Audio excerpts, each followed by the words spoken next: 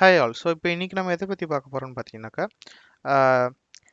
டாக்கருடைய architecture என்ன, எதை base பண்ணி டாக்கரை கிரியேட் பண்ணியிருக்காங்கிறத நம்ம இன்னைக்கு பார்க்க போகிறோம். ஓகேங்களா? ஸோ டாக்கரோட ஆர்கிடெக்சர் எதுனா கிளைண்ட் சர்வர் ஆர்கிடெக்சர்னு சொல்லுவோம். ஓகே. ஸோ ஒரு கிளைண்ட் ஒன்று கேட்குறாரு, சர்வர் அதை செஞ்சு கிளைண்ட் கிட்ட கொடுக்குறாரு, அவ்வளோதான். ஓகே. ஸோ இதுதான் அந்த டாக்கரோட ஆர்கிடெக்சர். ஓகே. ஸோ அதை நம்ம ஒரு எக்ஸாம்பிள் வச்சு பார்ப்போம். இப்போ வந்து ஒரு டீ கடை இருக்குது. அந்த டீ கடைக்கு தினேஷ்னு சொல்லிட்டு ஒருத்தர் வராரு. ஸோ அவர் தான் கிளைண்ட். ஓகே. ஏன் டீ கடை இருக்குது, தினேஷ்னு சொல்லிட்டு ஒருத்தர் வராரு. அவர் என்ன பண்ணுறாருன்னா கவுண்டர் கிட்ட வராரு. ஓகேங்களா? கவுண்டர் கிட்ட வரும்போது சையதுன்னு சொல்லிட்டு ஒரு டீ மாஸ்டர் இருக்காரு.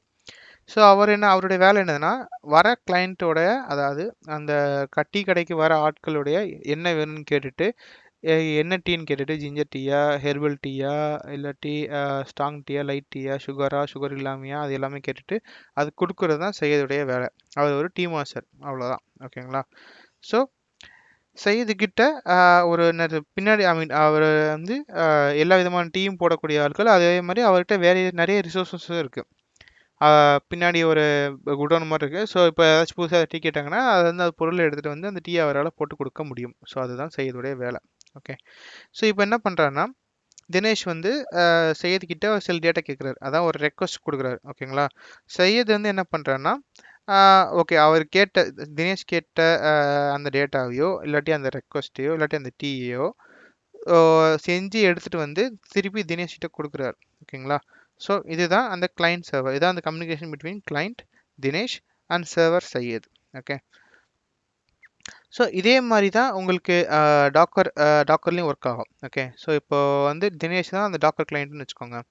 ஸோ அவர் என்ன பண்ணுறேன்னா, can give me an environment to run my application. ஓகேங்களா? ஒரு என்விரான்மெண்ட்டை கொடுன்னு சொல்லிட்டு யார்கிட்ட கேட்குறாரு, செய்யது கிட்ட கேட்குறாரு. அதாவது டாக்கர் டேமன் கிட்ட கேட்குறாரு. டாக்கர் டேமனா முன்னாடி என்னன்னு பார்த்துருந்தோம், செஃப்னு பார்த்துருந்தோம். ஓகேங்களா? அந்த ஹோட்டல் எக்ஸாம்பிளில்.